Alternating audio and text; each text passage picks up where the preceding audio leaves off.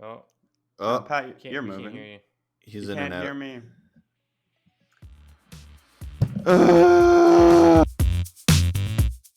Welcome to the SyrupCast, MobileSyrup's Canadian tech-focused podcast.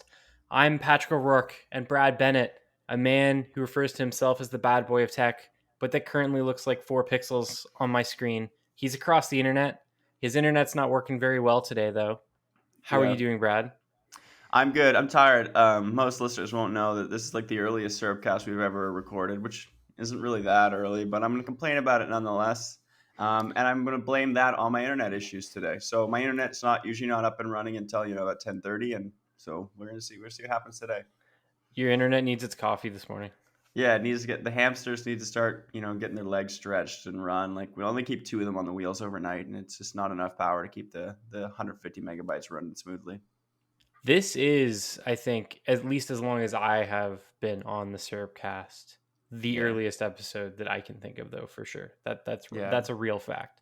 There's no way we would have ever done it earlier than this before the time that I've been on it, because like you would have had to go into the office. It's like you're not going to the office to record this early. We did do like a 10 a.m. one at some point, I remember. But yeah, this is not the SyrupCast history episode. Oh, John, you're also on the podcast this week. You've been sitting there quietly waiting. How are you doing, John? I'm doing pretty good. I'm also tired, but not as tired as you guys because I got up early. And I've had my coffee. So I'm doing good. I'm working it's a nice on morning. I'm halfway through my coffee. It's way too hot still. Ugh. I haven't went outside yet. I wore a festive shirt though. Don't stay inside. Yeah, where it's cold. Be safe. When I was on vacation, I came home, and the Nest Home and Away feature had accidentally turned on, so I wasn't home obviously, so my air conditioning wasn't running. Period, and it was 30 degrees in my house when I walked in the door. Oh my god! So I turned that off. That's never gonna happen again. There's no way to like set it and be like, hey, when you recognize I'm away and it's summertime, like maybe keep it at like 25, so we can at least pump it like lower quickly, or probably. I just turned it off entirely because I want it to be like somewhat cool for my cat, right? So there's probably like some sort of temperature limitation you can put in place where it like doesn't go above 25 or 24 or something like that. But I just turned it off. It's easier that way. You want to hear a sad smart thermostat story before we kick off this podcast? I love smart thermostat stories. So the start of the story, actually the sad, I could end it right after this, but I rent, period. Sad smart home story. No, but the thermostat in my apartment is a smart home thermostat. It's the Honeywell Round or something like that, I believe it's called. But it's three sort of renter generations old. And 3 renter generations ago, somebody set it up, logged in, made an account, and it has been in that account ever since. And so I have no idea how to connect it to my Wi-Fi or any of the smart features or anything. So it is a smart thermostat that I must treat like a dumb thermostat. And you can reset it. No, I did. And did you? It's still didn't? Yeah. Really? Okay. Maybe I can. What were you going to say? Maybe I didn't do all the way. There's a thermostat like that in the condo that I had when I lived in Etobicoke. Yeah. And I reset it. Like it was hooked up to somebody else's smart features, and then I was able to like just set it up factory defaults again. Yeah, no, I factory defaulted it the start of this summer when my landlord like came over and was like, hey, we need to turn the air conditioning on, blah blah blah. And we had like a hell of a time trying to get it working just because it was under this different name, and like it was set to like heat only mode or something. I don't know, it took us forever. We factory reset it. We finally got it up to cold mode again, but we never got that other dude's name off of it. So I wish I could just shout out my address and be like, hey, if you lived here, give me the thermostat password. If you lived in Cabbagetown and you had a round Cabbagetown, Toronto, and you had a Honeywell round thermostat, you left it, reach out to me online at the Brad Fat. Give me that password, please. Thank you very much. Let's start this podcast off. That's all I got. Yeah. So we're done with chatting about thermostats. That was a good intro to the show. Before we get into like the actual bulk of the episode, this is a little bit different for us. We're doing a themed episode. There's not really any tech news happening. We know September is going to be really busy. So what we decided to do this week is to take a look back at a couple of the devices we've either reviewed or written about earlier in the year and how those products have fared over the past like roughly 6 months or so, and whether or not our opinions have changed. But before we get into that, Bennett, hit us with the hottest news of the week.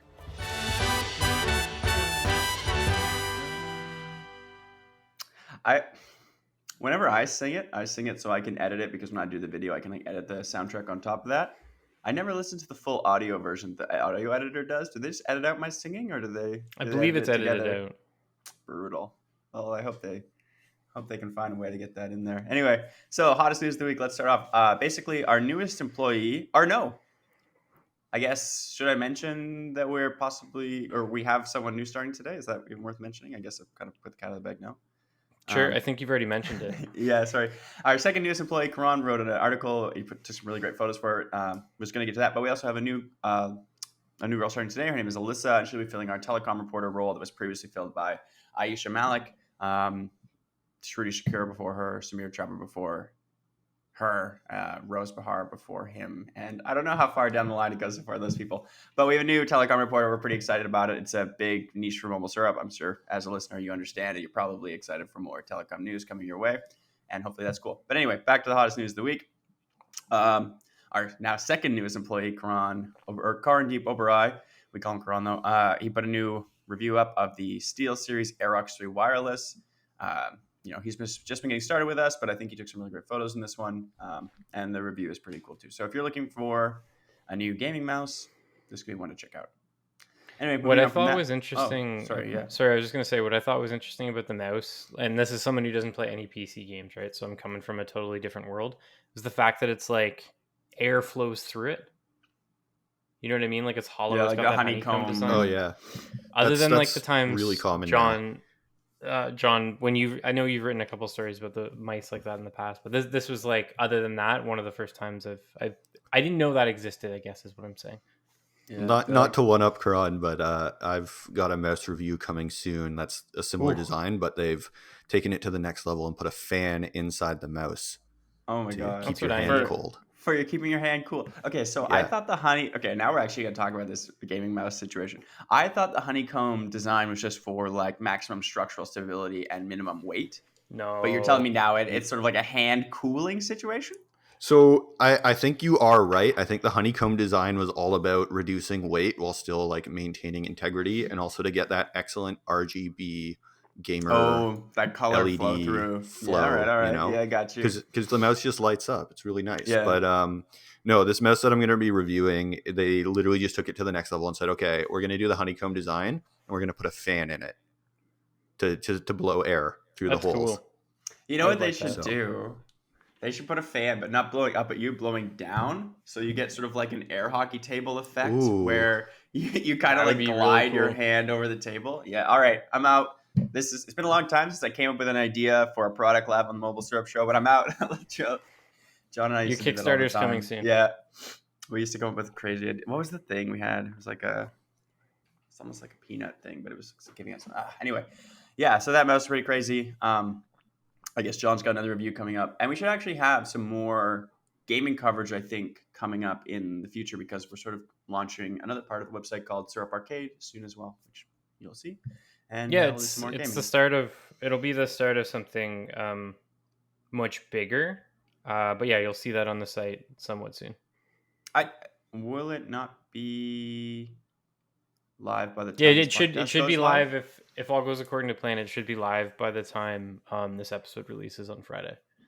Yep. Fingers crossed. Don't know if that's how it's gonna work out, but if all goes according to plan, it should be out by then. Yeah, and it won't be a huge change. I don't think anything from the start. I don't think anyone needs to be afraid or too excited, but some more gaming content should follow, and that should be fun. I know we have some writers that are pretty excited about it. And then just back to the news. This less news, but still something worth checking out. Our back to school gift guide is up. We've got some cool stuff in there. You know, Galaxy Z Flip 3, which we won't talk about too much. I put like a fun little multi-tool on there, which is hard to tell in the image, but I put it on there specifically because it's very tiny, which I thought was very cool. What else? We got this pillow pad thing, which is an as seen on TV thing, but I know a guy with one and he lives for it. He uses it every single night. You just put it it lives in your bed, and you just like put it up on your knees as you're like laying in bed, and then you put your like laptop on it on an angle, or your iPad or something. Ooh, I want that. Yeah, it's like $30. It's a pillow, like it's soft. It's meant to be used like in bed. That sounds cool. And he literally falls asleep with it like on his lap all the time. Yeah, and some other stuff in there, you know, some back to school stuff, some more university level dorm stuff, some younger stuff, but I don't know. It's tough to like nail that back to school arc. Anyway, moving on to real news. Montreal is investing in an electrification strategy with sort of more micro transit, which is bringing like 2,000 and some electric bikes, some electric taxis, and more charging stations to the cities. I wish that was happening in Toronto. Toronto said Yeah. no to several scooter companies. Not that we commute to an office currently, but someday that'll happen to some extent. Yeah, there was a small pilot, but I don't think they ever really went anywhere with it. Or are we still in that pilot zone? They apply. I don't want to. Bird, I believe, applied for a second pilot with the city, and they were denied. Okay. The first pilot was just in the distillery district. Yeah. I remember writing something about Lime scooters in Toronto, but I don't remember what the details were. It was a while ago now. Well, there was like a year-long period where there was one Lime scooter located in Toronto, and it would like move around sometimes. And I used to track it just to see where it was and where it was going. And I still have no idea what that was about. Like whether someone like threw a Lime scooter in the back of a pickup truck and like drove from somewhere where they have them and just like started using it here. I have no clue to this day. I have no idea what that was about. Yeah, that's funny. I'm assuming my guess would be a test, but yeah, the electrification strategy for Montreal seems to be more towards electric bikes, which maybe we could get here. You know, like there's so many. I believe they're called city bikes in Montreal, but what are like Bike TO or something here? You know, there's all those bikes in the different stands. Like, I mean, it would be a huge undertaking, a lot of money, and a lot of those bikes, to my knowledge, still seem to be in like really decent shape every time I use them. Like, you know, good enough for what they are. But you know, maybe someday Toronto will replace those with e-bikes. I don't know if we'll ever get scooters, but maybe we could get e-bikes. And I mean, that's somewhat of the way there. A mix of like regular bikes and e-bikes would probably be the best solution. Just like a couple of them. I know there's a lot of controversy surrounding electrified like last mile transportation because bike lanes are already there's not enough of them in the city already, right? So having to share those with. You haven't been down here. You haven't been down here for a while, but since COVID started, they've added in like Oh, have they? Okay. At least on my edge, I'm on the east edge of downtown. So on the east edge of downtown, like they've definitely cut some roads down to one ways. There's more bike lanes, and I see people with scooters they own in the bike lanes more than the sidewalks now than I used to. So like I feel like if Toronto honestly gave it like a better, more detailed look post COVID, I think the city is now more ready or better prepared, perhaps being the more accurate term, for electric scooters. If they'll reconsider, would be a whole different thing, and I don't think so. But anyway, good on you, Montreal. I went there once. The electric scooters are sick. They have them in Ottawa too, really fun. But Toronto, not so much. I was in Montreal this weekend. I didn't see any electric scooters. Surprisingly, no. When I was there for the Pokemon Go thing, they were all over, but they were like really new at that point. So maybe I wasn't like downtown, I guess. Yeah, fair enough. But yeah, I don't know. Electric scooters are fun. We haven't reviewed one in a while. I guess we can't really without an office like go to. It's not as convenient, but maybe someday again. But yeah, that's Montreal. Electric taxis, electrification is coming. So this is another one. This is a fun one I kind of wrote yesterday, and this more leads into like a bigger conversation. But essentially, Google Maps is getting a feature that's going to tell you like a sort of average price of how much a toll road might cost if you were to drive through one on your route. The interesting thing with that is that's actually a Waze feature. As with almost every new Google Maps feature that has come out in the last 3 years. And I just think the interesting part of this conversation is that like Google bought Waze 3-4 years ago, maybe, I don't know. Google bought Waze a long time ago. More than that, I think, at this point. Yeah, it's a long time. And at the time, it was like, no, we're going to have Waze. We're going to run it as a separate business, blah, blah, blah, which they've done. But they've basically taken almost every feature from Waze and added it to Google Maps. Not everyone, but a lot of the big ones, you know, like what's that one? So you can like drop a pin, like there's a speed trap or there's construction ahead. The traffic data is also pulled from Waze and fed into Google Maps, to my understanding as well. That was I think at least initially a big reason why Google purchased Waze. Yeah. But it's just like, I don't know. I guess it just makes me think about like Fitbit. Like, do you think so? What, we got like 4 years left of Fitbit, and then Google's just sort of incorporating it into their own products? Well, I mean, Waze still exists, right? Like to Google's credit, they kept it around when that acquisition happened. I think it was 5+ years ago at this point. I honestly didn't expect that. I really thought that they were just going to gobble it up and it was going to disappear in a couple of years. I still use Waze all the time. Probably not Really? every single time I drive, but like I used it this weekend in Montreal. I used it to drive to my parents' All house right. when I was on All right. vacation. I like the community aspects of Waze, and I used it long before the acquisition too. So some of that's just me continuing to use the same app again. But I do appreciate that Google kept it around, despite like what you're saying, where it really doesn't need to be around anymore. You could just use Yeah. Google Maps. I think Waze also has a lot of value for Google in that it's almost like a testing playground where like if Totally. That's a Google good wants to put a point. feature in Google Maps, they can put it on Waze first, see how it does, see how people like it with like a smaller group before bringing it to Google Maps, which is a much wider audience. Very true. Which is, I don't know, the Google product I always like to go to with stuff like this is Inbox, because Inbox was kind of that idea for Gmail. They had all these cool new experimental features in Inbox that people could try and people really liked, and then they could like bring those features over to Gmail based on how the reception was on Inbox. But then Google was like, well, screw Inbox and all the people who love it, they can suffer. We're going to shut it And down. they didn't do that with Waze, which I'm still like every couple days I like, not every couple days, but every couple months I think about it and I'm like, I think it's coming. Like I think they're gonna kill it off at some point.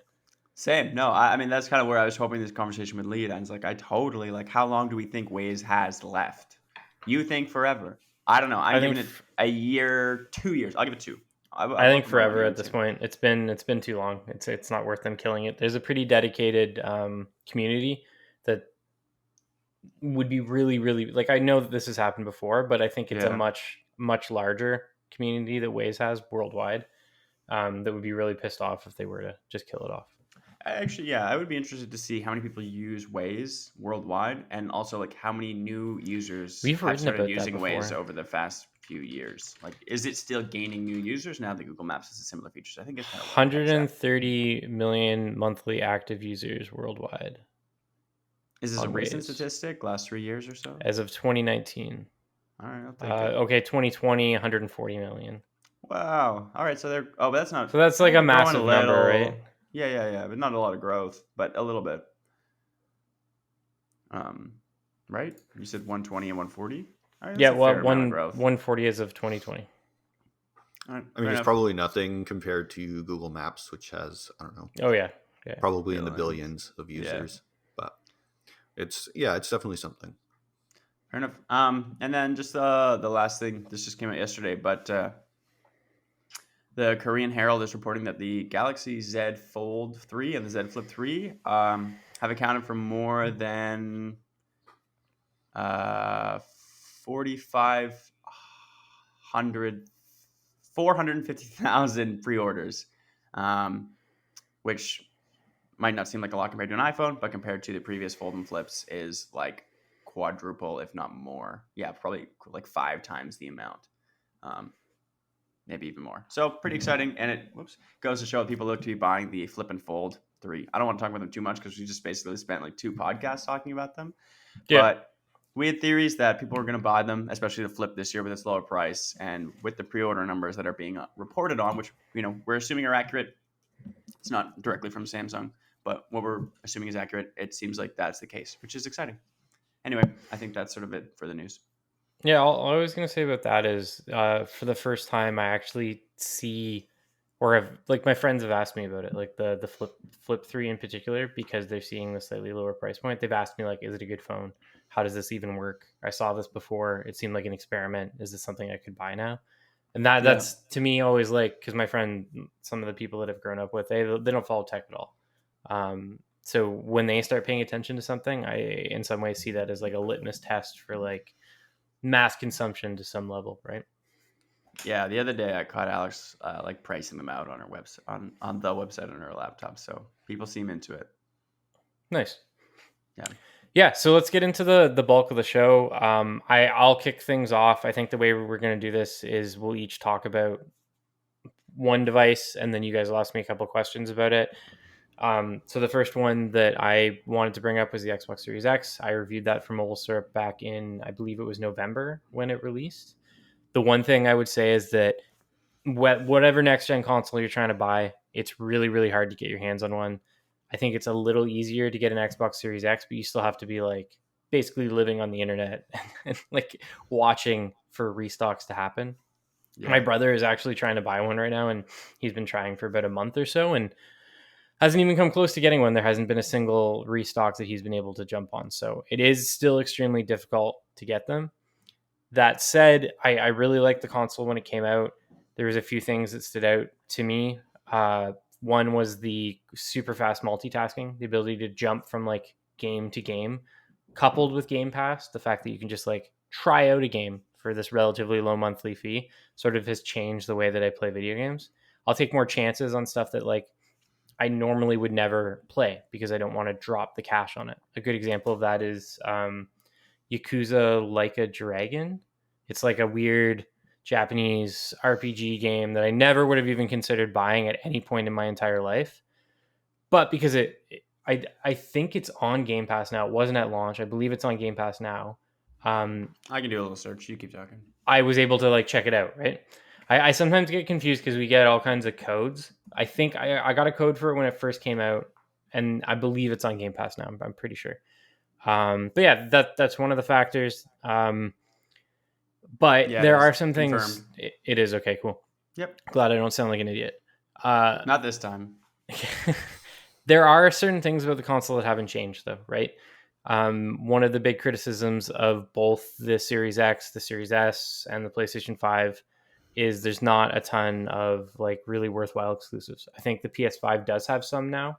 Like Ratchet and Clank's a good example. There's a couple other games. Right. Yeah. That Returnal game and then Dark Souls. Yep. It's not necessarily... Demon Souls, I think. Demon Souls. Demon Souls. Oh my gosh. I want to know what that was. I think it was the Sonos... No, I bumped the Sonos and I knocked over the little speaker. These are things I'll talk about later. Foreshadowing. Sorry, Pat. It's just a blue smear on my screen. I can't see what it is. All I really was going to say was that it's still a machine that makes last gen games look better, play better, load faster. There aren't really any killer, like you need to buy this console to play this game sort of titles. That's not a thing that's existed yet. That was one of my key criticisms when it came out. Fast forward to now, that really hasn't changed. There's games that look stellar, like Assassin's Creed Valhalla looks really, really good. Still one of the best looking games on the console. Sea of Thieves, cartoony art style, but it looks really, really good on the Series X. Gears 5, it's like 2 years old now. Probably the, like, no argument, best looking game on the Series X, hands down. So that like it does improve the experience, but if you're like back in the day, the reason to buy a new console is always to have that new fancy shiny new game, right? That's not a thing. For me personally, because I'm not really into a lot of the PlayStation 5 exclusives, it's the same thing on that console, right? You're gonna get the for me anyways, I get that same experience. Yeah. But generally speaking, my opinion about it hasn't changed. There's games coming down the line. Microsoft has all those first-party studios that are working on stuff. Halo Infinite is just a couple months away at this point. It's nearly 100% going to drop in November. I know that's a cross-generational game. It is, yeah, true, it's cross-generational, but it is for sure 100% going to drop in November, but not 100% of it is going to drop in November. Yeah, there won't be... Very good distinction. Co-op... No co-op and no Forge. I don't care about Forge, but the lack of co-op is disappointing because for years I've played through that game with my friends, so that's kind of sad that they weren't able to get that up and running. Sometime we'll probably do like a whole podcast episode about Halo at some point because I have some opinions about that game, and I hope that someday someone who does like investigative gaming related reporting, like Jason Schreier, does some sort of an investigation into that game's development, because it's definitely been tumultuous. It's been a long time. But generally speaking, I like the console. If you can get your hands on one, you're going to be happy with it. Yeah. But do you You like it. I have lots of questions. I have some questions. You like it a lot. And I'm sure lots of people do love it. I mean, all my friends that have them are like, why don't you get an Xbox? Yeah, blah, blah, blah. But like to me, it seems like legitimately like realistically, they're hard to get, yes, but there really is no reason to get one. Like Halo's coming in last gen, Halo's coming to PC. Most of the games are until like Forza Horizon 5. Is that the only true next gen one? Although it doesn't really look that next gen to me. But like other than that, I don't know. It's like $600, and I just haven't been given like a really big reason to get one.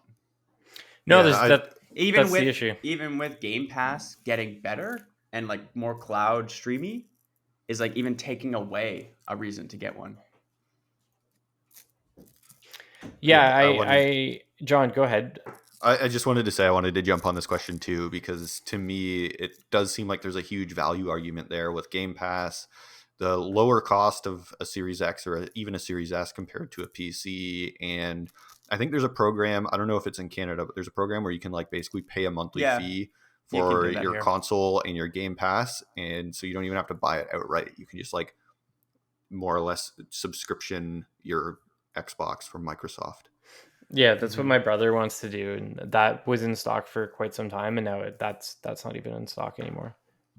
Yeah, but you guys are right. There is. I just feel like hard to justify the purchase at this point. Like unless you, like it's not if you're a real gamer, because like we all can sit here and no one's going to deny that like games are going to come out for it and like, things are going to be worth it and the games are going to be played and they're going to start being worse on Xbox One and all that stuff is going to start happening. It just hasn't happened yet. And you know what I mean? Like there's I don't know, just the Xbox One, like I still have it. I have my PC. In between the two of them, I haven't really missed out on any games. And even that really fast loading time stuff is coming to PCs in Windows 11. You will need specific hardware for it, which is going to be not for everyone. Yeah, NVMe storage. But, you know, it's not like those are out of reach for everyone anymore, I guess, or will be. I don't know. Yeah. I like the new consoles. I'm just not like really sold on them. And like, it's kind of leading me down this line of like, is this the last console generation? No. Everybody says that. You've heard that like a million times at this point. People are saying that back with the Xbox 360 and when the Xbox One was coming out. I think there's always going to be some sort of physical hardware. But I do hear what you guys are saying. And that's the main criticism of the Series X is the simple fact that there's not like you need the console to play this game. That's not a thing that exists. And I think that that's increasingly where the industry is moving away from, especially Microsoft, where you can play stuff over Xbox game streaming. That's like a huge thing. You can play things on PC, especially the first party games like Halo Infinite. It's gonna be on PC, right? So I think that this generation of consoles is very different. I do think that we will see games that are worthwhile buying the machine for to play them, but those games will also be available on PC, right? So that'll be another option for a lot of people. Yeah, the one thing I've kind of noticed is definitely Microsoft more than Sony seems to be going on this trend of it's more about the games and making the games available to play because that's where Microsoft makes its money, right? Like it sells the Xbox either at cost or at a loss so that people have the hardware to play the games, and then that's where Microsoft makes its money back is on game sales.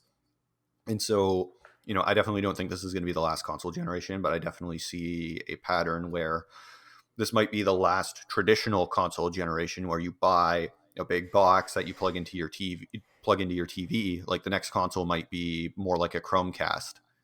Yo, for sure. That's right. You just, you know, stick that into your TV or you stick it into your monitor and you just stream your games. You don't even, you know. So they're working on something like that too, that links to Game Pass, xCloud or Xbox game streaming, whatever you want to call it at this point.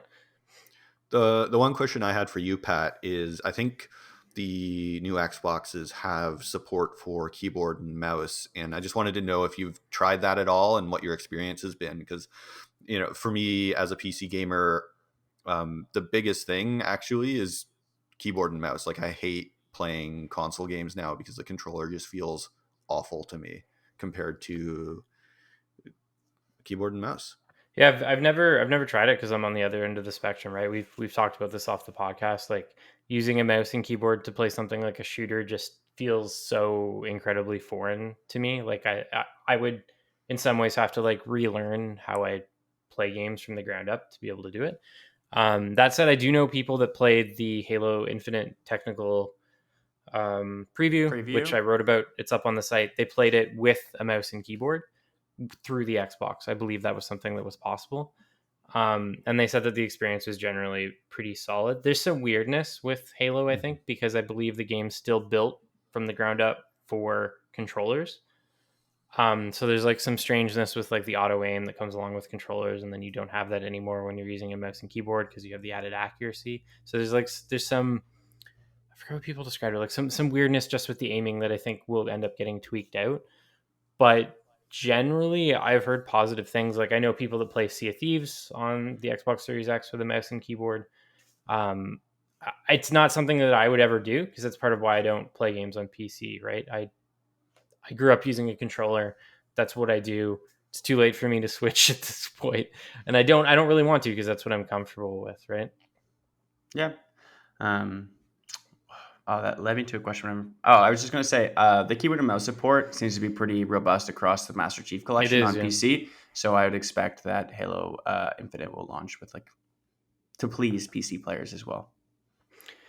Yeah, I'm glad they're doing it, but I'm also very curious. Like I don't know what Halo's gonna look like cross-platform with some people on PC and some people on gamepad. Like, are those two experiences, like, are you going to be playing against people with PC automatically? Is that something you're going to have to opt into in like a game like Apex? It's going to be really really different. In the Master Chief Collection, I think it just bases who you're playing against on by what controller. So like if I play a controller plugged into PC, I'm playing with console people, I think. But sometimes there would be a mix. Depends on what your lobby could get. So the other thing that I wanted to mention, and because I monopolized so much time with the conversation about the Series X, we'll go through this relatively quickly. The other device that I reviewed was the iPhone 12, particularly the mini. When it came out, I felt that it was too small. 5.24 inches was way too small for me. Since getting my hands on the purple version of it, it's really grown on me. I think the color was what kind of made me want to give it more of a chance. I appreciate the size. It's nice that I can just like slide it into my pockets and it doesn't feel like there's like a weight in there. It's really nice. It has all of the features that I generally care about. I know it doesn't have all of the camera fanciness, but overall it has like pretty much everything you need. Yeah. And then the other thing that I was going to say is I know there's been a lot of criticism surrounding the battery life. I don't think it's been quite as bad as like some people made it out to be. I still get through a full day with it and then some if I need to, like if I don't have the opportunity to charge it overnight. But you do notice that the battery is dropping a little bit quicker than you would with a normal iPhone. So in terms of that review, my opinion has changed quite a bit. I originally wouldn't recommend it to anyone unless you like really wanted a small phone, and now I think anyone could get it as long as they're okay with the tinier screen. You're not really missing out much. Would you say, like, does a small screen have any sort of impact on usability? Like, it just seems, most phones have like a 5 to 6 inch screen now, and that's what people are used to. And the mini just feels so much smaller. Does it feel like harder to use because of that? It does, yeah. That's a good point, actually. Depending on what you're trying to do with the phone, it does get like it depends on the size of your hands, right? Like I don't think I have necessarily big hands, but when I'm trying to do certain things, like even typing, right? Like sometimes I'll make more mistakes just because the screen is smaller. So that is something you would get used to it, would you not? Yeah. When I was on vacation, I actually used the mini the entire time, just as a little bit of an experiment. I may write about it at some point if I have the time, but good luck. Yeah, that finding the time will be the difficult part. But yeah, so like I know everybody else needs to go through their devices, and John, you have to take off relatively soon. Let John go next. Yeah, John, do you want to go next? And then if you need to take off, you can 100%. We'll just stop for a second, and you can take off. Yeah, that sounds like a good plan. All right, so I kind of have two and then an honorable mention. So the first one I wanted to talk about was the Pixel 4a 5G/4a. Because they're very, very similar phones. I think that these phones were, when I reviewed them, I really liked them. I still think that they're excellent options. If you can find one The future of both of the phones seems kind of uncertain right now because Google has them listed as out of stock on its store. And I know in the US, with the Pixel 5a coming out, they've basically scrapped all of their Pixel phones. So I don't know if that change has come to Canada yet, officially or unofficially, but I hope not. I really hope not, because there's no 5a here. So basically that means that the only budget Pixel option you have is the 4a 5G or the 4a. And yeah, I don't know. They were just both really great phones. And a little bit has changed in my time since reviewing the 4a 5G in October. It still has fantastic battery life. 5G in Canada has expanded. So there's 5G in more areas. It's still not great 5G. Like there's not a huge difference in my experience between the 5G and the 4G that's available in Canada in most places. But for the 4A 5G being a budget device, that's like $650 in that range in Canada. I don't remember the exact price, but getting something that's future proofed with 5G access. So as 5G continues to roll out down the road, you're going to have that access is really good. Still a great camera, even though Google's camera tech is starting to show its age. Just all around a really generally great device. And then on the 4A, no 5G access, but it's a really awesome small phone. And for both of them, I've been running the Android 12 beta on both devices, and it feels really, really solid. There's still some hiccups, and it's not quite as smooth as on some of the flagship Pixels, but it is a beta software, so I think that Google's still probably working out some of the kinks. But just all around, I think they're great devices for the cost and just a lot of value there. My question is... Go ahead. Go ahead. You can ask first. Thanks. My question is, how do the chips like in both phones sort of held up over? It's been what, roughly a year for the 4A, almost a year for the 4A 5G, or 10 months. So how have the chips held up over that time? Do they still feel relatively snappy? Because they're both low and mid-range chips, if I'm correct, right? Yeah, they're both low mid-range chips. The 4A 5G is the 765G, I believe, if I remember correctly, and that's what's the Pixel 5. So it's the same chip there. The Pixel 4a is the 730, the Snapdragon 730, if I remember correctly. Like I said, both phones still feel relatively snappy. I do notice a difference. If I take the 4a 5G next to the Pixel 4, I don't have a Pixel 5 to do a comparison with, but the Pixel 4 was the last Pixel phone with an 800 series flagship Snapdragon chip. So side-by-side comparison, I would say that apps open, maybe a fraction of a second faster on the Pixel 4 compared to the 4a 5G or the 4a, but the difference is fairly negligible. And yeah, I think the bigger question is less how it compares to older Pixel phones, but more just how it uses in isolation. I think the bigger thing people worried about is when they came out with these lower end chips, it was like, will they last long into the future? And now here we are a year later. Do you feel them still usable devices, or do you feel like they're laggy and starting to show their age faster than a flagship would? No, I would say that they're still very, very usable.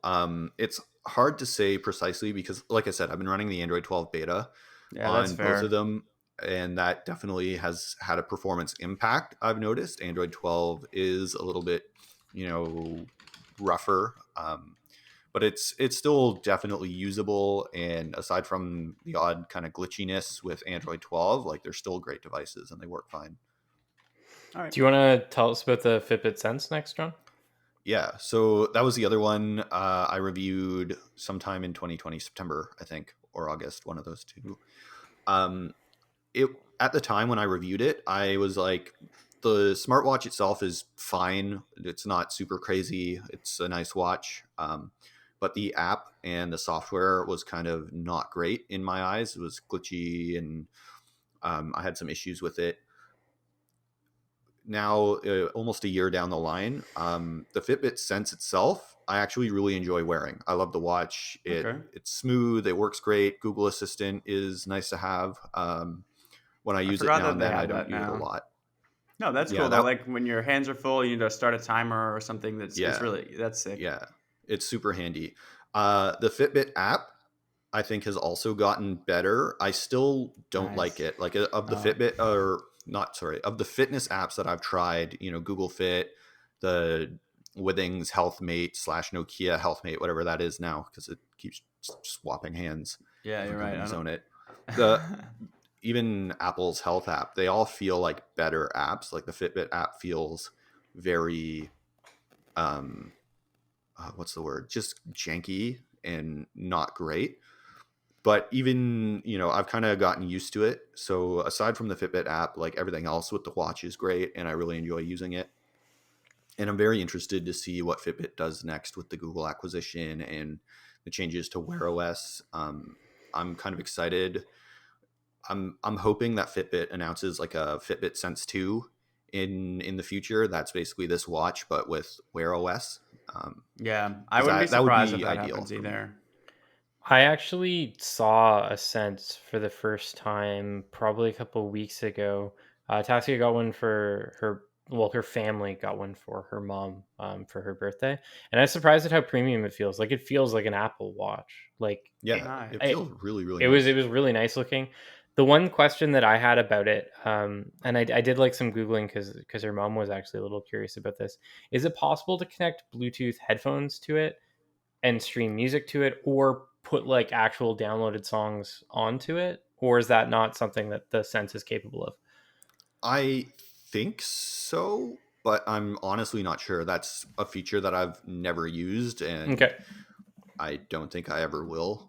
I know that I can control Spotify, like the Spotify playing controls on the watch.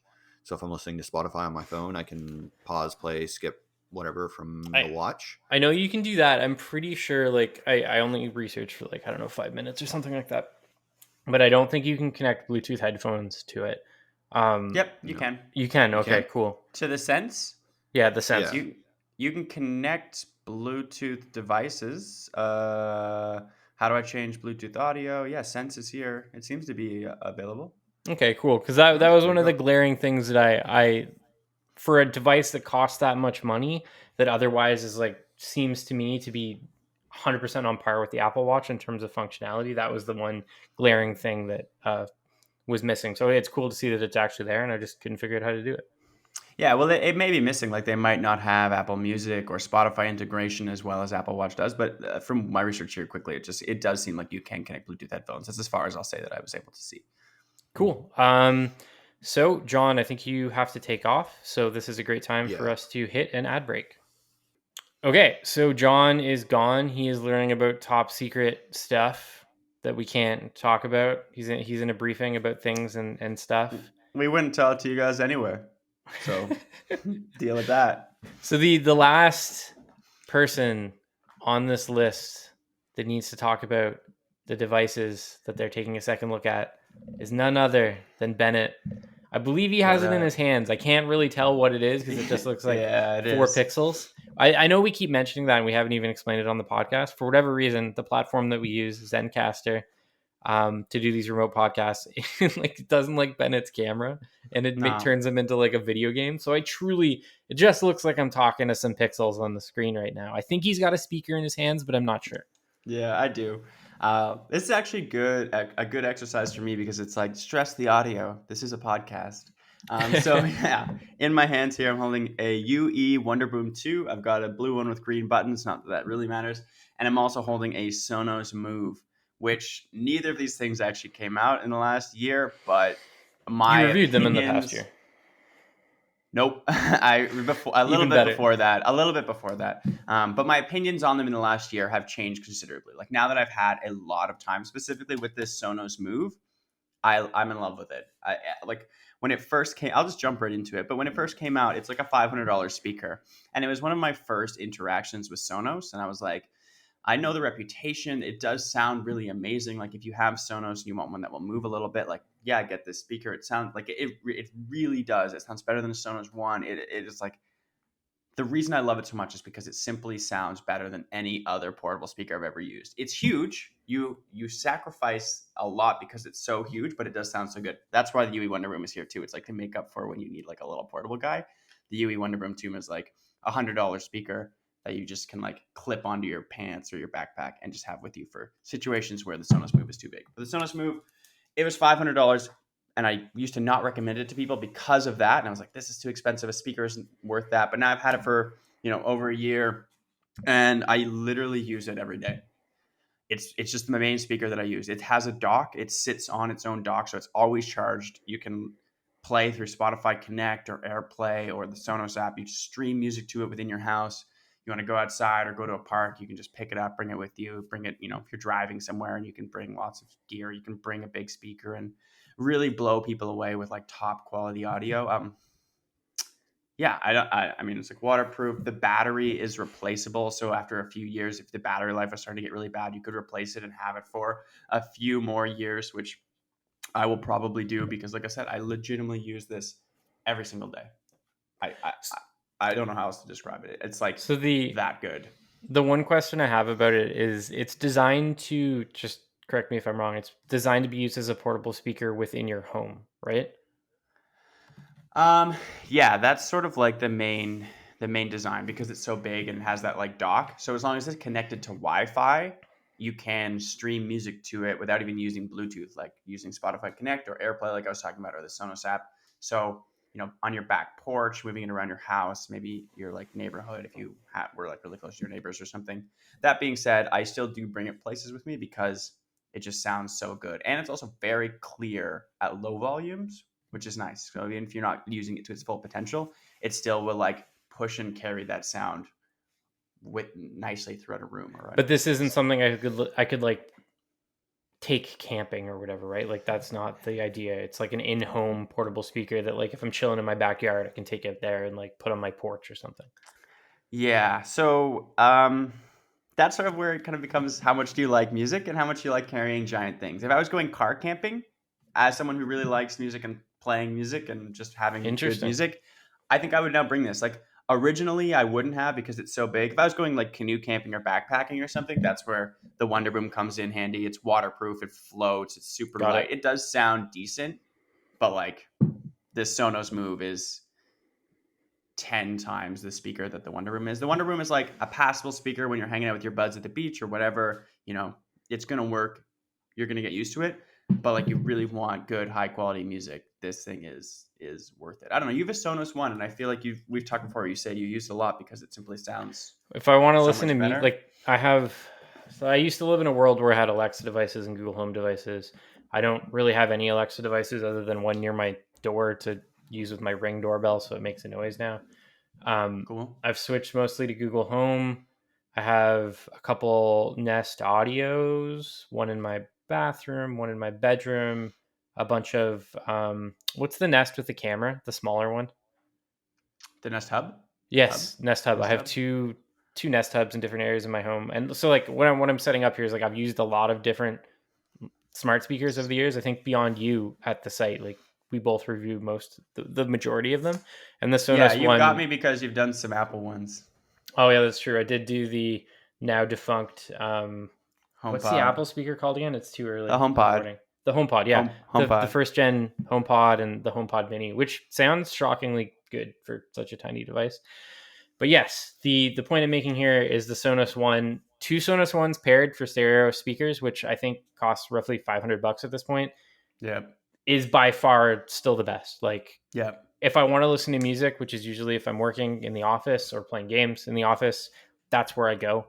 I mostly use the other speakers for listening to podcasts, or like if someone's over and I want to be like, listen to the 12 speakers I have around my house, and then I make music play through them. But generally speaking, the Sonos Ones in my office, just around my desk, that's my like key area for listening to music, and they sound way better than anything else that I own.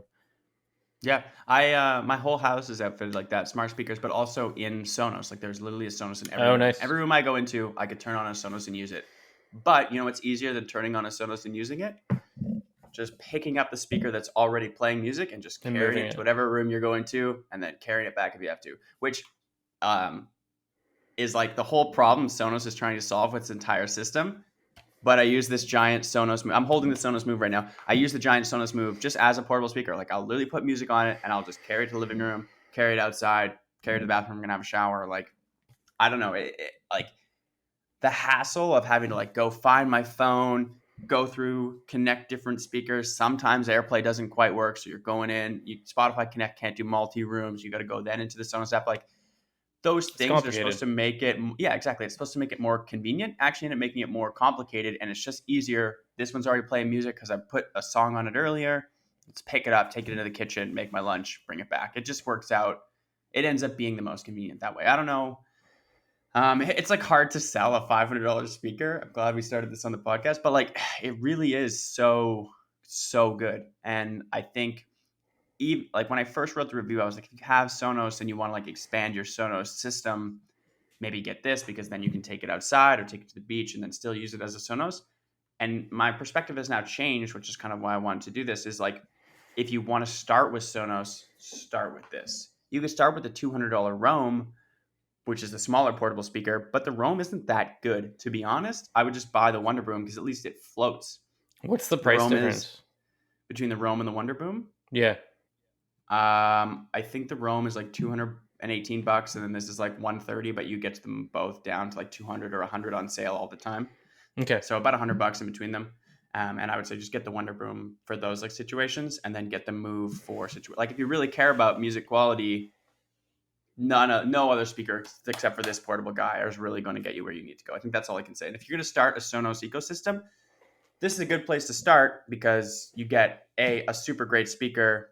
Yeah, you're paying a lot for it, but B, you can then take it everywhere with you, and it kind of like negates the need to really start expanding your Sonos system right off the bat. Like maybe you'll get a soundbar down the line or something else, but like this will cover everything and gives you that same like Sonos sound quality that you've come to expect and ease of use, other than like kind of the misconvenience thing when you're trying to move music around too much. Anyway, that's it for speaker talk. I don't know, do you have any other questions about it? Does it seem like a crazy combo? It's like I'm basically telling people, get a $600 combo, which is a $500 speaker that's going to hopefully last you. In my mind, I'm hoping it's going to last like 9 to 10 years. The speaker shouldn't be pushed that hard. You can replace the battery, and then a cheaper $100 speaker. Ideally, something rugged. I mean, I elbowed this off my table earlier. Hopefully, it still works. I'm betting that it does. Waterproof. It floats. I've thrown this, dropped this, watched this roll away in just really precarious situations. Always fine, and plays music when you need it. So that's sort of Brad's speaker combo recommendation that I've been sitting on for a long time. All right, hit us with the Fujifilm Xc3 quickly. So this one I didn't review because we don't really review cameras, but I did get it within a year. So this one does fall into the distinction of that. A lot of the things I've reviewed lately, I don't have much changed opinions on them. But yeah, the Fujifilm Xc3, it's a camera I recently got. I also got an XS10, or well, my girlfriend did, but it's in her house, so I play with it a lot. And I'm just like, love them. I think I've been trying to convince my other friends to get into cameras more, and I think Fujifilm is the way to go mirrorless wise. I know you're an Olympus guy and John is a Sony guy, but just from using them, I just love the pictures that come out, even non in RAW. Like the JPEGs themselves just have such nice colors that sometimes it's too much fun to like. For me, shoot. So I primarily, for the last 5 years, been using a Panasonic Lumix G85. I think for me, it was mostly just like that's what I'm comfortable with now, right? I could switch to another camera relatively easily as long as I could still use my very expensive lenses. Right. I'm not like against going with a different brand, and I'm probably due for a camera upgrade at some point, either this year or the year after. I typically get a new one roughly every 5 years or so. But yeah, what I guess my one question is like, why do you like this camera? Because you've used a couple now, right? Why do you like this camera more than other very similar priced competing cameras? I guess I should say the Xc3. So the Xc3 was Fuji's like top of the line camera a few years ago. It's been replaced now by the X-T4, which this is where the key factor comes in. When that happened, they lowered the price of the Xc3 to around $1,000, $1,300 in Canada, which is just like a really, really, really sweet spot for that camera in terms of like performance. So 10-bit color, like decently, about half an hour or more of high quality, like 4K recording, 240 frames per second slow-mo and 1080p. The photos are just really, really fantastic. I bought I bought a really expensive lens to go with this one, which on my old camera I hadn't really invested in lenses, and like that has made a huge difference for me in just like my photography in general. I don't know how much like readers actually notice the photography on the site, but I put a lot of effort into it, and I think that over the 3 years that I've worked here, I've really like grown considerably. I think most people probably don't know, but I never picked up a real camera before I started working here, and then I just like like this job just like opened up this like love of photography inside of me, and it's been like really growing a lot over the past 3 years to this point where I've now invested a few $1,000s into a real camera, and I've been learning to use it through just taking photos for work and doing video for work, and over time I've been getting like way better with it, and like I don't know, I'm just like really enjoying the satisfaction of having like a new tool that is very powerful, but I didn't quite understand. And it's slowly like revealing itself to me as I slowly start to understand more about it and all these convoluted settings. And it's just like a tech experience that I haven't had in a long time, I think. So when we were younger, I'm just sort of like generalizing because I imagine you felt the same way, but you would get something and it would be like huge. You'd be like, oh my God, I just got this new tech item. I'm going to like play with it. It's going to be my life. I'm going to discover every single thing about it. I'm going to be reading down the forums. I'm going to be doing this, that, and the other thing. It's just, this tech item will become my life for the next little bit. And ever since I started working here, that happens a little less, because you're reviewing tech items. You don't necessarily have that like just unabashed love for them because you didn't spend hours researching and watching your own, like watching reviews and doing all this like stuff on your own to sort of buy it and force yourself to fall in love with it. You're using tech more as a job. And this camera has been the thing, I think more recently, that's like awakened that little like tech passion in me and allowed me to play in the tech space more as a hobby and less as a job lately. And I think that's the part that's like really I've been enjoying the most. I think that's with photography and MobileSyrup, like one of the things I think a lot of readers don't realize, especially when they shit all over a Facebook post that has like one tiny spelling error in it or something like that, is that we're like 6 people, right? You know what I mean? 7 like now with Alyssa. Yes, sorry, 7 now. I think people think that this is like a massive website with Verge like size 20 site, people. Yeah, one of the things I love is like, you guys should fire a social media editor. And my thought when I see that all the time is like, I wish we had one so that we could. You want me to fire myself? Yeah, we could fire them. It's like I post all of that stuff to social media for the most part with some help from other members of the team. But yeah, back to what I was saying, the photography and even the video side, which you do way more of, that for us. You did a lot though back in the day. In the beginning, watching some of your older stuff, and you were really heavy into it back then. A couple of years ago, but my role has changed drastically since then. Yeah, definitely. But yeah, like I had photography experience before I worked here. I was lucky enough to go to a high school that had like a film photography program. I'm not that old. Like it was dated at the time. Like the world had moved on to digital. But they still taught. Even my high school had that. I didn't take it, but they did have it. Yeah, they still taught film because it like teaches you a lot of the fundamentals and it's stuff that I still use today. I've always had an interest in photography. Both my brothers are like photographers. My brother has like a small portrait studio that he does professional photography in. So like I've always had an interest. But before I started working here, I would mostly do like landscape photography, that sort of thing. What we do here, specifically taking pictures of devices, people might think is really easy. It's not. Like to make a phone look interesting in a picture is extremely, extremely difficult. I know it's not the same as like working with a live subject, but there's different things that go into it. And it's been fascinating over the last 6 years. You like pick up little things. We like, one of us learns something and then hands it off to somebody else. And eventually you start to see the overall photography quality. What did you drop? What is that? I just dropped I kicked over my can of coffee that I was drinking, but this is my bin of props for like photos of the site. One of the many, just like random, like so much stuff has to go into this.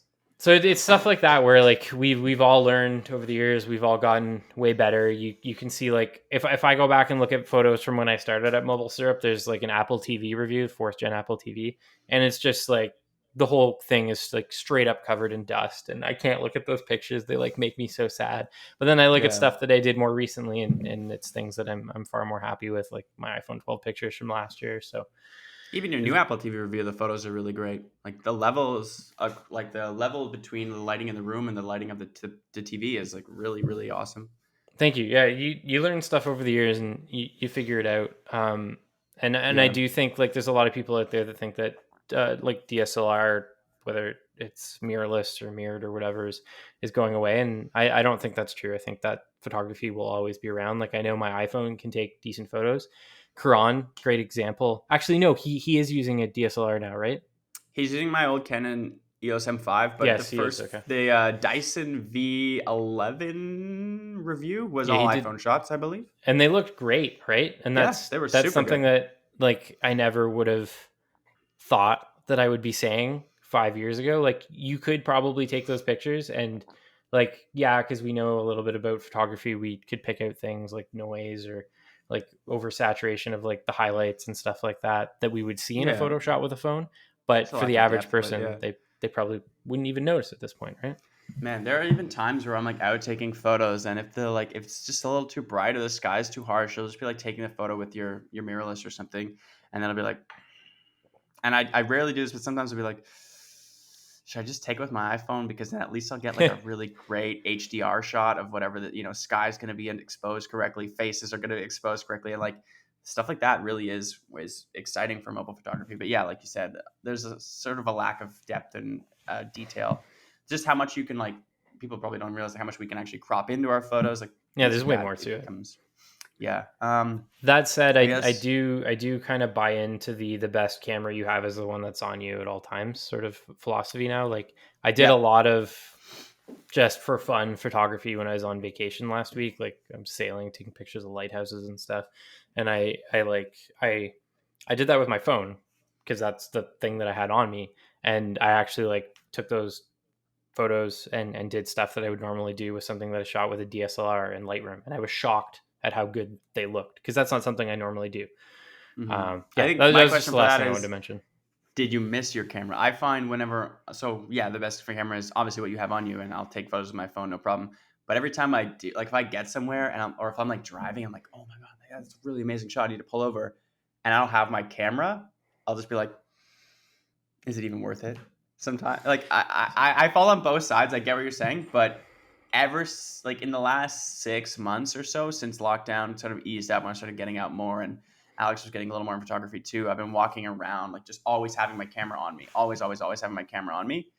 And now when I don't, I'm like so sad because it's like I know I could have been taking like the most baller picture. I could be cropping in like the angles, like everything how like perfect how I want it, and then I'll be like, but I only have my phone. And maybe it's just what I was shooting at the time in those couple days where I was just doing photography for fun, which is something I haven't done in quite some time. I actually surprisingly right. That's fair. I didn't miss it. I was just happy to not have my big bulky. It's not big. It's like it's a Micro Four Thirds, but I was happy to not have a backpack on. Just have my phone in my pocket and be able to like move quickly, bust it out, take the picture I need, and keep moving on. But I think it depends on the type of photography I was doing, right? Like if I was trying to take a sunset or like like some sort of spanning vista or something like that, I would be like, oh shit, I wish I had my actual camera. But no, just the stuff I was playing around with when I was on vacation. No, I didn't surprisingly get that vibe. This is one thing, and I'm not even sure where I'm going to be able to go with this. There's this idea that I haven't been able to crystallize, but I've been kind of like sitting on for a while. So one of my buddies the other day, maybe like 3 or 4 months ago, at the beginning of the summer, really wanted to get a camera. And he was like, I want to get a camera. I want to get a DSLR, blah, blah, blah. And I was like, okay, like maybe if you've never really done photography before, I would look into a mirrorless. It's a little easier to compose your shots. You can kind of see it's a little bit of a cross between a DSLR and a phone camera, like software wise. So it becomes a little easier. Anyway, he gets one, he gets into it. But he's having a lot of issues like sticking with it because he just doesn't have excuses to take photos very often. Interesting. Which is fair because like for us, at least for me, I could take easily 1, maybe 2 photos every single day for just stories that go up on MobileSyrup. If I'm doing a review, I'll be taking 5 or 6, like obviously hundreds, but like editing 5 or 6 photos. In my job, I get to take a lot of photos, and it's led to me developing a love for photography.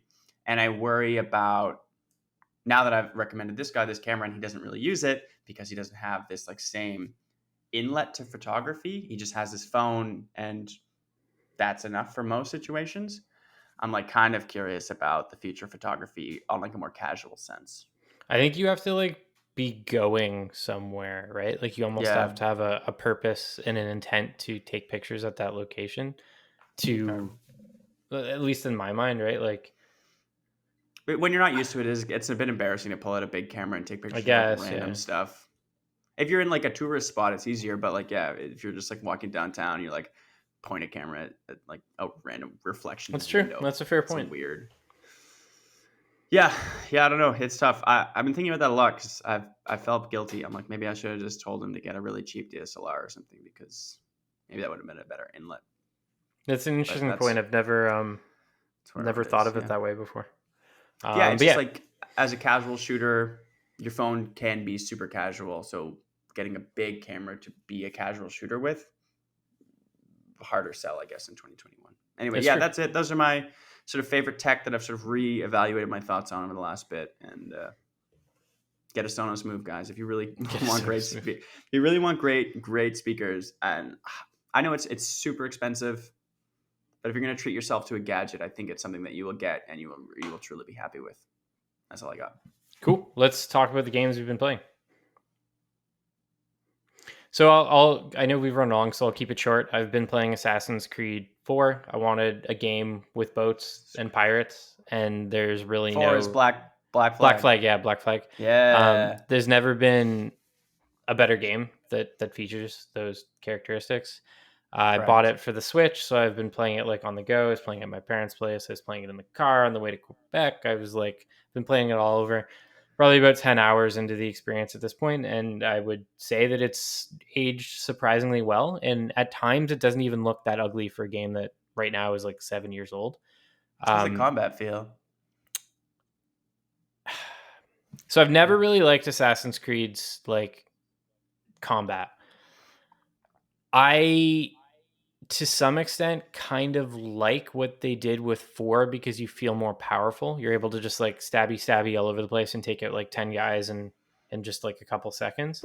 Whereas now in Assassin's Creed, I was going to say, I have a recording on my Xbox when the game first came out. It's like a circle of dudes around me. It's just like, yeah. And for the audio listeners, I'm just standing in a circle, slowly stabbing people.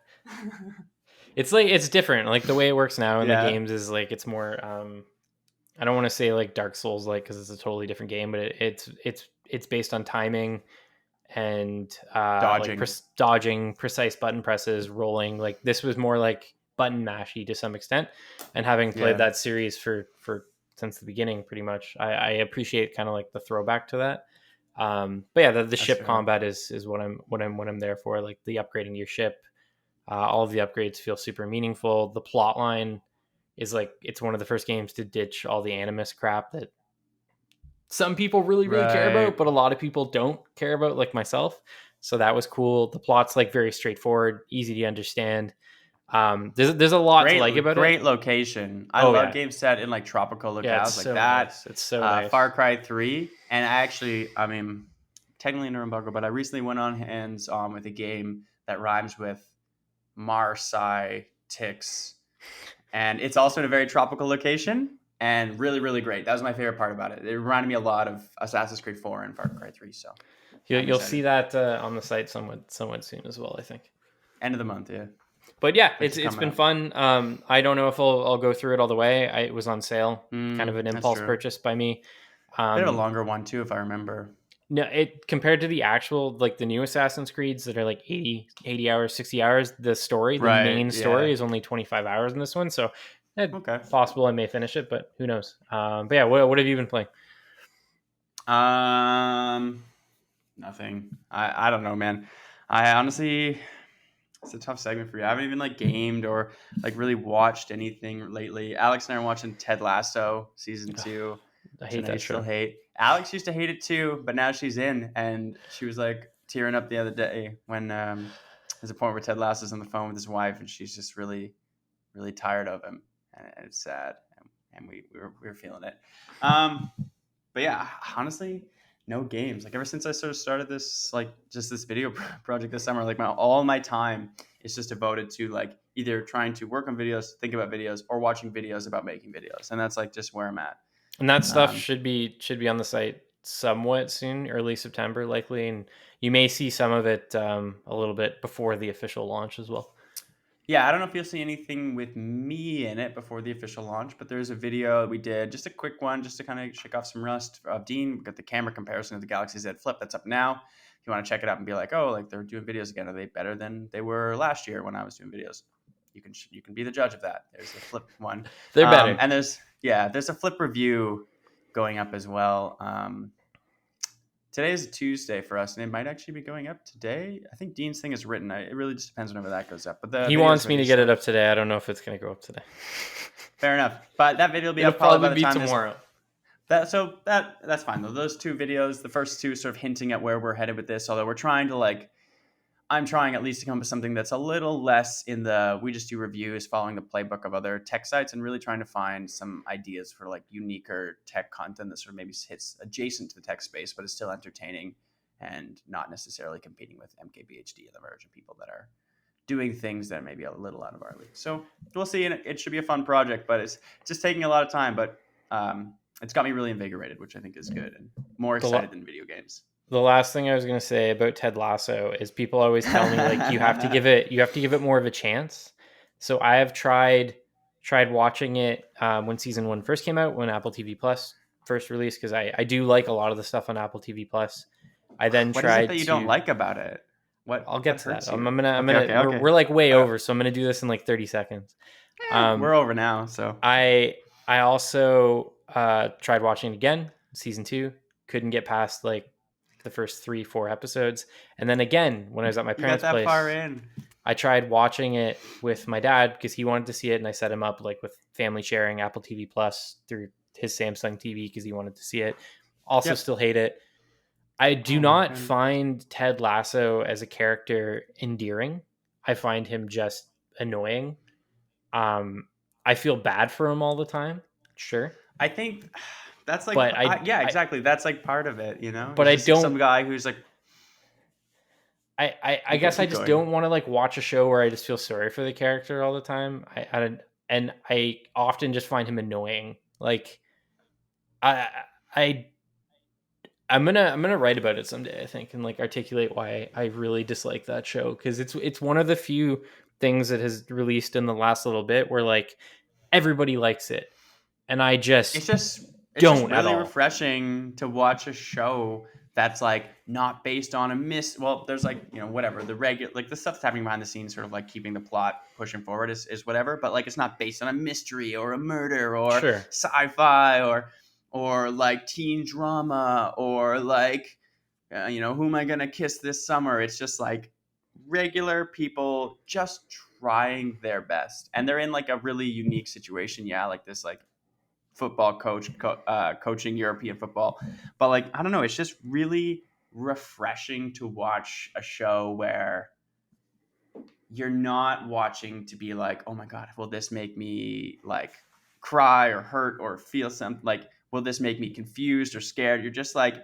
just want to see somebody make somebody else smile, and I want to feel happy like that too. I like that. It just doesn't. I do enjoy content like that. It just doesn't do that to me. It just makes me hate Ted Lasso, and then I frown, and then I sit there grimacing at the TV throughout the whole episode. But we got to wrap this up. All right, fine. If you haven't seen Ted Lasso and you're thinking that you might be like Pat, just Google Ted Lasso dart scene. Watch that scene. I know the scene you're talking about. If you feel nothing, join Pat at his psycho meetings of people who have no empathy. And if you feel something, enjoy Ted Lasso and reach out to me online. Oh, I hate that show. That's it. Thanks for listening to the SyrupCast. You can find me on Twitter at Patrick_O'Rourke, and of course on MobileSyrup.com. Bennett, where can people find you? You can find me online, Instagram, Twitter, at the BradFad. Most of my work-related stuff is on Twitter. If you care about my photos at all, that's on Instagram. And then, of course, my work is on MobileSyrup.com and soon to be on MobileSyrup YouTube as well. You took some sick Toronto Skyline photos recently too, which look really good. Yeah, that's actually for a video which I don't want to hype up too much. It's probably my favorite video I've made so far. I don't know if it's really something that other people are going to get a lot of entertainment out of. But I basically sat watching the Toronto Skyline for an entire day, taking photos every hour on the hour to make a dynamic wallpaper for Mac. That'll be a cool video coming out. But those photos are on my Instagram if you're curious about what the Skyline looks like over. It's a good one. I've seen a cut of it. It's cool. Yeah. It might get cut down a bit. It's a little long. There's a few things I'm thinking don't add exactly what I want to it. So we'll see how it ends up. But yeah, it's a fun one for sure. And as always, you can find all of our content on MobileSyrup.com, and also follow us on Twitter and Instagram at MobileSyrup. Thanks for listening. Bye.